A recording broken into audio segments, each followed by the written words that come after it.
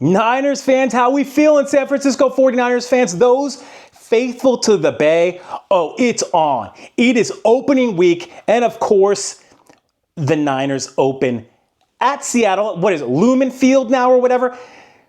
They go to Seattle. It's going to be I think this is going to be a really good game. The rivals, right? NFC West rivals, we can dig it. So let's give you the preview. Right? Let's give you the score prediction as well. You're going to get a score prediction, the preview. But before all that good stuff, let's do a few quick, nice and easy Niners news and notes. Let's catch this up a little bit real quick. Jauan Jennings is back. Jauan Jennings was reported at practice I believe either Monday or Tuesday. He is back. Does he have a new contract? No. Does that matter right now? I don't think so. Jauan Jennings seems healthy. For all intents and purposes, he's not on the injury report anymore. He's practicing.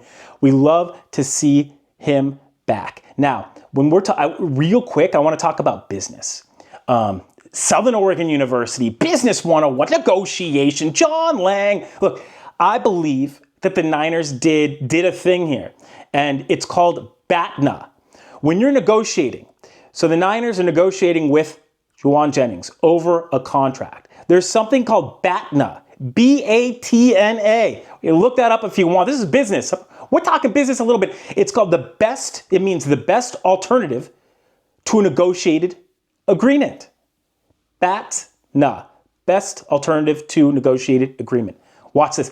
The Niners doesn't seem like they could get Jauan Jennings, right? Couldn't get him signed, couldn't get the guy in camp. Their best alternative to a negotiated agreement with Jauan Jennings. Hey, Kendrick Bourne. Yeah, we might need a third in Kendrick Bourne right now. We might need that. The Niners called up Kendrick Bourne, flew him into town. They didn't sign him, and miraculously, Jauan Jennings is on the field without a contract. In my opinion, if calling Kendrick Bourne was the Niners' BATNA, that is a masterclass in negotiation by the Niners, and well done. I'm going to just say that it's that because it really does pertain. This isn't necessarily just like a confirmation bias. It seems like that's what they did, right? Okay. Anyways, also, everyone on the Niners roster right now, Yatir Gross-Matos, right? Nick Bosa, Trent Williams, everyone except for Jaylin Waktins is healthy. What? Was this a rope-a-dope, preseason rope-a-dope? Now, we have to look out because a billion you get the small tissue injuries, the lower muscle injuries, right? These first few games, but that is knock on wood, a really good omen that the the Niners are starting out healthy. Sure, they don't have Brandon Ayuk, but he'll come back. Of course, healthy, without Malik Mustafa and Brandon Ayuk, right? So the roster that was going to come in and play, right, immediately is healthy. But let's get to it. That's great news, by the way, but let's get to it. What are some keys to victory for the San Francisco 49ers against the Seattle Seahawks? On offense, they got to establish and dominate in the running game. Seattle's defense is physical. They're tough, and their defensive line and linebackers are active, man. They're physical and active. The Niners aren't going to be able to just baby this game away. I do not think that they can just, I would want them to just run behind Trent Williams, run CMC behind Trent Williams and win the game, right? It's not going to be that simple. So this is what I'm predicting. I'm predicting that Seattle's run defense in the beginning of the game will be intense and stout. The Niners should continue. They should continue with their running game. They should be resolute with their running game. The Niners must establish a run, even if it's not the best establishment. It opens things up. It opens, some people would say, almost everything up in the offense, okay? So, go to your bread and butter early on. Christian McCaffrey behind Trent Williams. Go ride them for a little bit, right? But then get creative with the running game as well. For example, here's something I want to see. If Ricky Pearsall doesn't have a catch in the first quarter or so, even if I think the Niners should for sure give him like a little jet sweep or end around. Put the ball in his hands, right? Or just do it early anyways. Do it as a predicate to the passing game. Put the ball in your playmaker's hands. So I would love to see in the running game, I know, C-Train's going crazy. In the running game, I would like to see the San Francisco 49ers employ not only Christian McCaffrey and Brian Robinson Jr., they're freaking studs, but I'd also like to see them probe the width of the perimeter with running plays with players like even George Kittle and Ricky Pearsall. I'm telling you, the Niners change the point of attack to the running game enough, they're going to cause enough confusion, not only to break Seattle, but also to really open up that passing game. The running game opens up the passing game. I think that in the past, the Niners, okay, watch this.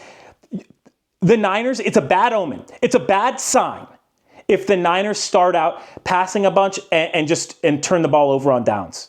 That is horrific and atrocious. They cannot do that. So look, if the Niners start out with the first pass and it's incomplete, follow it up with a run and another run. I'm not even kidding. You have to establish that. And I'll just tell you, for those who haven't played football or anything like that, I think that like Earthquake Bill Enyard is a Hall of Fame. He's not a Hall of Famer. I think he's in the College Hall of Fame, but he's an ex-pro player who I used to hang out with. He dated my friend's mom. Anyways, he always used to say about the run. So he was a fullback for the Raiders. His nickname was Earthquake. I think he knows something about the running game and football. He would always used to say he would love the running game because I'm telling you, having those big bodies like Trent Williams, punch and hit and maul somebody, attrition accumulates. Getting hit by Trent Williams in the running game will pay dividends literally later on that day. Later on in the game. You got to do it. You got to punish it. I don't make sure I didn't mess up my mic with the power action. But it's going to be a long day if you don't respect Seattle defenders like Leonard Williams, Mafe, and Hall. Linebacker, defensive lineman.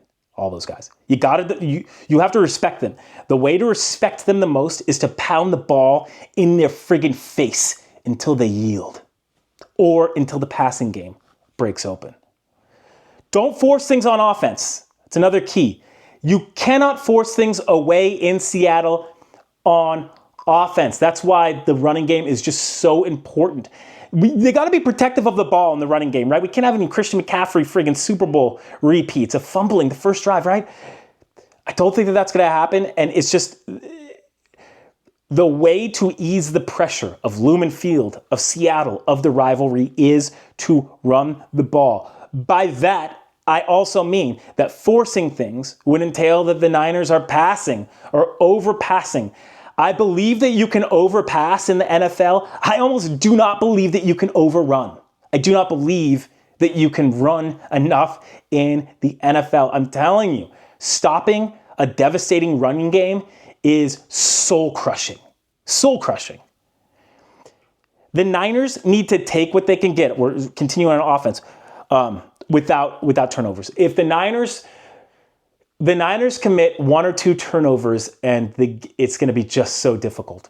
It's going to be so difficult in Seattle, especially because it's like maybe Jake Moody's going to miss a kick or two. So like that counts as a turnover. So it's like, dude, the Niners have to take care of the ball. They have to win the turnover battle or at least only be behind by one. You can't commit too many turnovers in Seattle. You'll just like literally automatically lose the game pretty much. On defense, stop the run. Seattle have an active, powerful offensive line that will be eager to set the tone, okay? They got Kenneth Walker, Haloney, they got, what is it, the UCLA running back, Zach Charbonnet, we'll just say Charbonnet. Chalamet? No, that's Tim. Zachary Chalamet, he's a running back for Seattle. The Niners got to stop all of Seattle's running game, and It's so important because of what Sam Darnold does in the passing game. We'll sort of get to that, but what I mean is this. If the Niners stop the running game, if Seattle's running game isn't imposing and it allows the Niners to hone in on Sam Darnold, I believe that the job is almost 90% done. The job is like, you're almost done, because when you force Sam Darnold to be a Sam Darnold team to be one-dimensional, as in, like, if you're forcing, Sam Darnold is now quarterback of Seattle, if you're forcing him, he's a unique guy. If you're forcing him to be one-dimensional and his offense to only pass, the Niners are going to have a lot of success. But they have to do that by shutting down the running game. And I think it's going to be more difficult because the Niners' defensive tackles haven't necessarily established themselves. The Niners' defensive line hasn't established themselves. That's why. So they can establish themselves early and often by shutting down that Seattle running game. And that is going to, I think that is one of the biggest, it's easily one of the biggest, they got to do it. Biggest things on the checklist. Force Sam Darnold out of his first read. This goes into it. So now, if you shut down the running game and you force Sam Darnold out of his first read, I believe you have won the game. I literally believe, I think the game's over. Then you have won. This is what I mean. This is paramount. Sam Darnold, in my opinion, is one of the better quarterbacks in the game at locking in and doing damage with his first option. And only his first option, though. If you take away the first option, I think that Sam Darnold sort of self-destructs, has like a little thing. He's not good at going through and reading progressions. What he's really good at, though, is getting that first progression down, which is why he did so much damage with Justin Jefferson in Minnesota last season. And I can't stress that enough. So the Niners must shut down Sam Darnold's first option. I think it's going to be Jackson Smith and Jigba, because he was Seattle's best receiver last season. However, there's a dark horse. If Cooper Kupp, he's only 32, if he comes back strong, which he may, that's going to be an issue because Sam Darnold will have options. Here's the good news. I truly think that Sam Darnold really only hones in on one receiver. So whether it's Cooper Kupp or Jackson Smith, right? Either or, whichever one is that number one, take it away. Take it away. It doesn't matter how good the next receiver is going to be because Sam Darnold will not get to them in the progression. He has trouble doing that. I'm telling you, he's a first-read quarterback, but he's one of the better first-read quarterbacks in the league with some real tools to get the ball out to him. So the Niners must be careful, especially that number one option. So we're thinking that Demo's going to be on Jackson Smith on defense. So if that leaves Renardo Green on Cooper Kupp, honestly, you gotta stop that action early and often.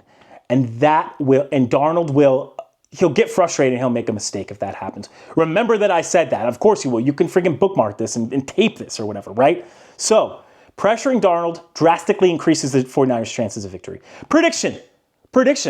It's prediction time already. Look, we got stopping the run. We got establishing the run. We have making Sam Darnold get off of his first progression, right? Get him onto this.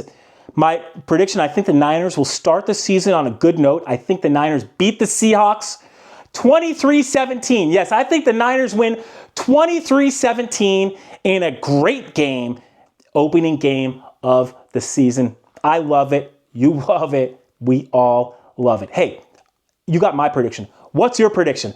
In the comments down low, what is your score prediction for the game? Closest one to the score gets a huge shout out next video. Of course, for your San Francisco 49ers content, like, follow, subscribe. Thank you so much for watching, and I'll see you next time at C Train Station. Have a great one.